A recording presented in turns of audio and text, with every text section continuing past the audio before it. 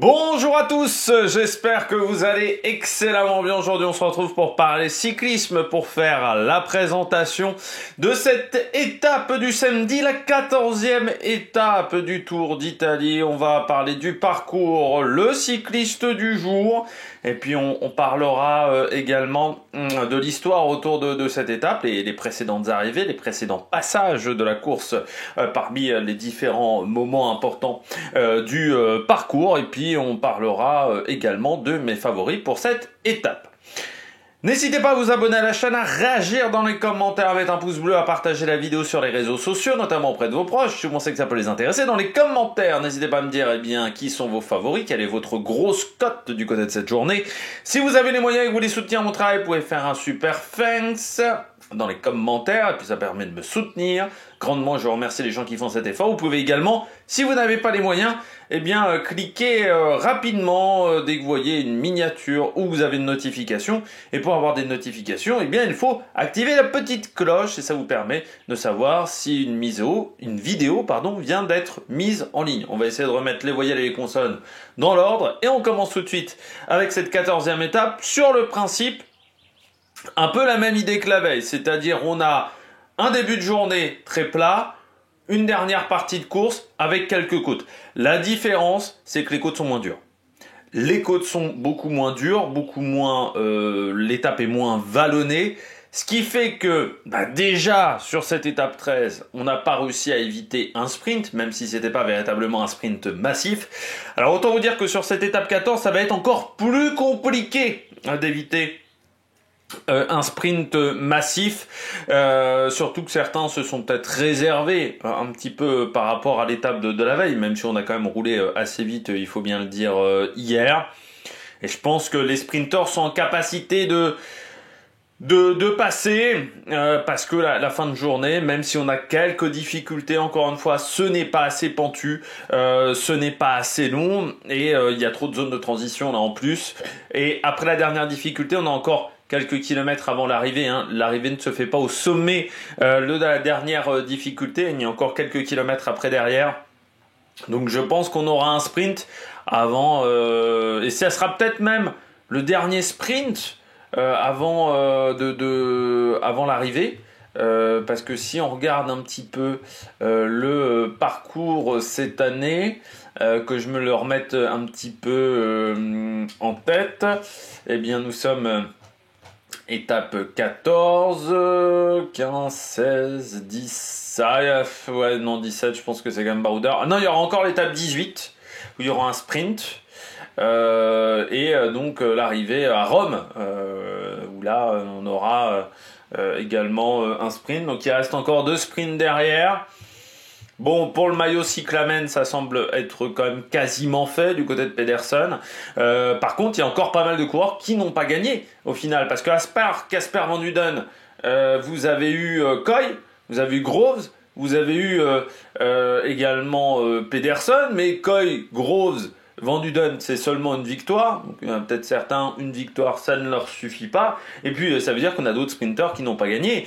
Paul Bagné n'a pas gagné, Milan Fretin, Sam Bennett, Lonardi, et n'ont peut-être pas forcément eu les résultats escomptés. Donc c'est vrai qu'on peut avoir peut-être encore pas mal d'équipes intéressées par un sprint, même si on voit quand même que Pedersen est au-dessus du côté du maillot cyclamen. On regarde tout de suite le parcours. Donc on part de Trévise, c'est le Frioul aujourd'hui, la région du Frioul, entre Trévise et donc on arrivera à Gorizia, qui est à la frontière avec la Slovénie. On devrait donc avoir des supporters de Primož Roglič sur cette étape. 193 km avec 2 passages par la montée de Saverne, car il y aura encore un circuit, qui est un petit peu la particularité de ce Giro 2025, beaucoup de circuits dans le final des étapes, et puis une montée dans la dernière heure de course, parce que les 3 montées seront plutôt dans la dernière heure et quart de course. Donc début de journée extrêmement plat, vraiment pas de difficulté, et je pense que l'échappée partira assez vite. Premier sprint intermédiaire au kilomètre 74 à Morsano al Tagliamento. Et puis le deuxième sprint qui s'enchaîne quasiment, hein, seulement 24 km entre les deux sprints à Talmasson, je ne sais pas comment on doit le dire, au kilomètre 98.5. On arrive encore à Manzano, lieu du kilomètre Red Bull, mais tout ça est encore assez loin de l'arrivée. Le kilomètre Red Bull, on est encore à plus de 50 km de l'arrivée, donc ça donnera déjà quelques motifs d'intérêt pour partir en échappée. L'intérêt financier sera là. Derrière, eh bien, on attaque les différentes difficultés du jour. On aura le Gonjace ou la montée de San Martino, 3 km 5 km, non 5 km à 4,9%, c'est pas très dur. Voilà. Il n'y a pas de pourcentage vraiment extrême sur cette montée-là. C'est juste que l'échelle, le maximum est à 400 mètres d'altitude, donc c'est pour ça que vous avez l'impression que c'est le Mont Ventoux. Mais en gros, c'est une toute petite difficulté, c'est pas extrêmement dur. On aura ensuite la descente et puis les deux passages du côté de cette fameuse montée de Savère. 700 mètres à 7,7%, donc c'est un petit mur, mais vous voyez que le petit mur est quand même à 8 km de l'arrivée. Donc c'est-à-dire que derrière, on a quand même le temps de se réorganiser. La montée de San Martino, je vous la montre à l'écran. Voilà, vous voyez, donc c'est pas extrêmement dur, hein. Il n'y a pas de très très fort pourcentage. Le maximum, c'est 7,3% sur 500 mètres, entre 2,5 km et 3 km. Donc c'était bien 3 km 500 et pas 5 km, j'ai dit une petite bêtise. La montée de Savère, bon, c'est dur, mais c'est très court au final. Du côté de la qualité des routes, on est peut-être sur l'étape avec les plus belles routes de ce Giro. C'est les plus belles routes depuis le départ. Il y a vraiment quasiment rien à dire sur les différentes difficultés. Même la montée de San Martino qui se fera sur des routes plus étroites. Ouais, mais une route qui a été refaite. Enfin, il n'y a pas si longtemps que ça. Vous voyez, le goudron est très noir. Donc en gros, il n'y a pas de grandes difficultés. Les descentes sont, j'ai l'impression, pas hyper techniques. La seule difficulté, c'est qu'à l'approche de cette montée de Savère, il y a un passage pavé, mais avec des petits pavés de ville, qui m'ont l'air d'être plutôt très réguliers et pas vraiment de soucis, plutôt jointifs également. Donc sinon, pas grand chose à dire sur la qualité des routes. Le final, on regarde tout de suite. Voilà, il y a quelques virages dans ce final, mais c'est pas non plus extrême comme on peut le voir.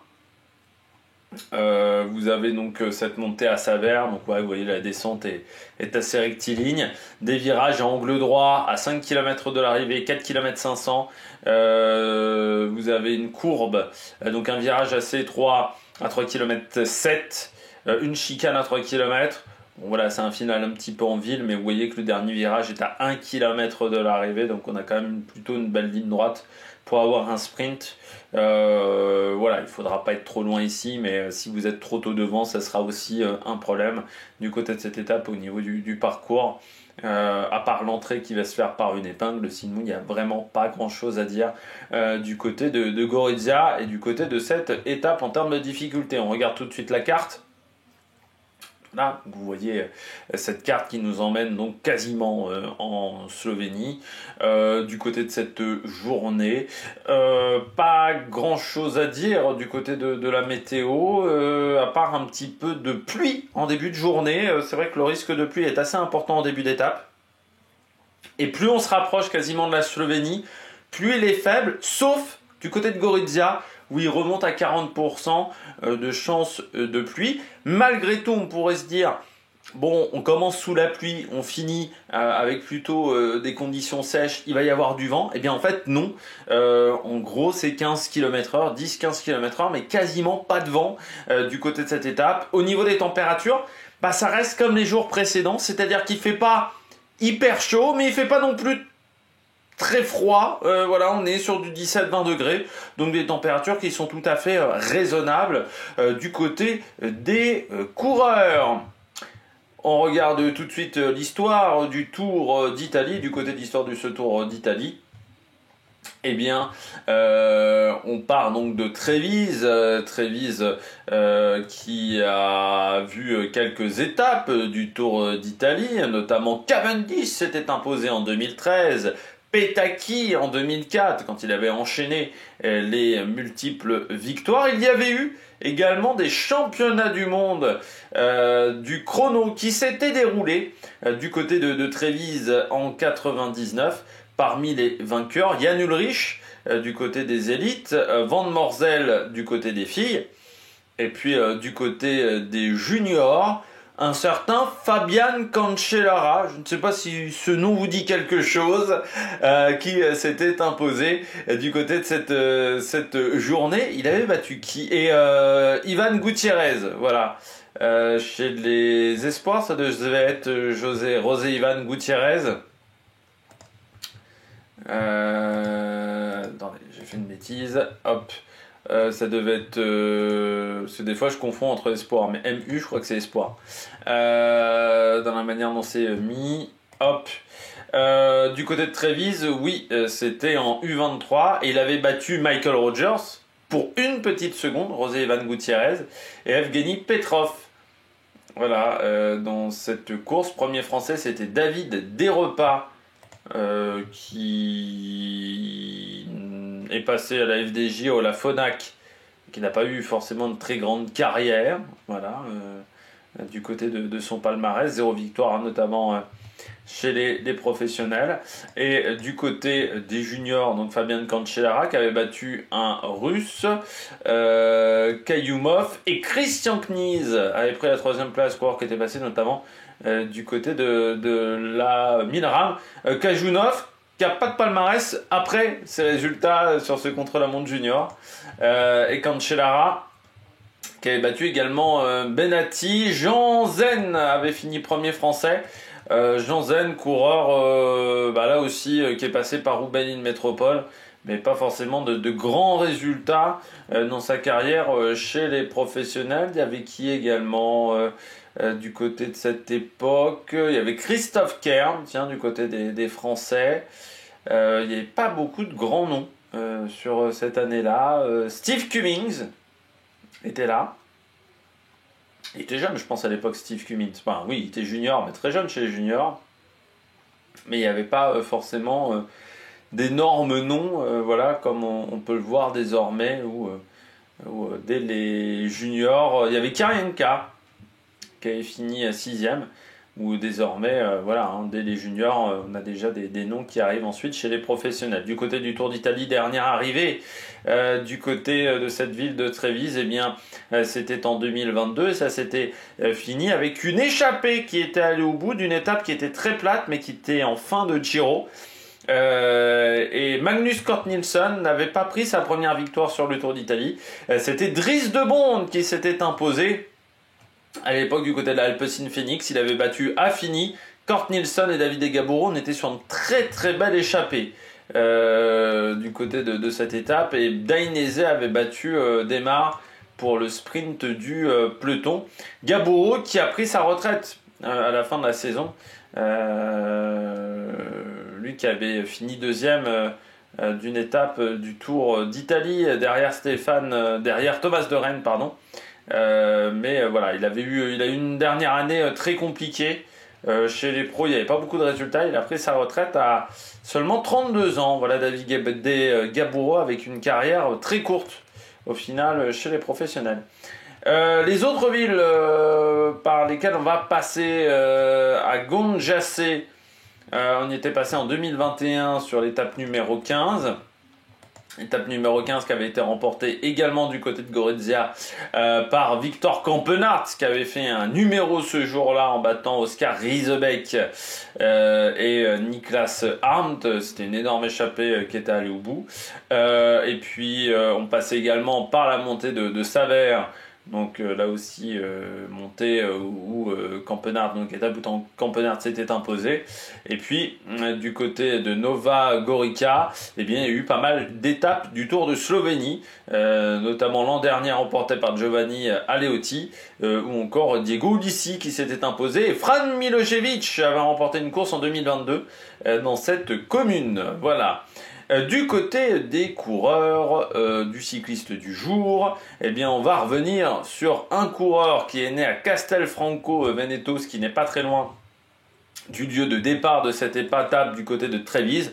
Alessandro Ballan, coéquipier d'un certain Philippe Gilbert du côté de la BMC, là où il arrêtera sa carrière. Il a fait que 2 équipes de toute manière dans sa carrière, la Lampre et la BMC. Alors faut savoir que je ne savais pas Ballan, c'est que c'était absolument pas un crack chez les jeunes. Il a été pistonné pour arriver à la Lampre.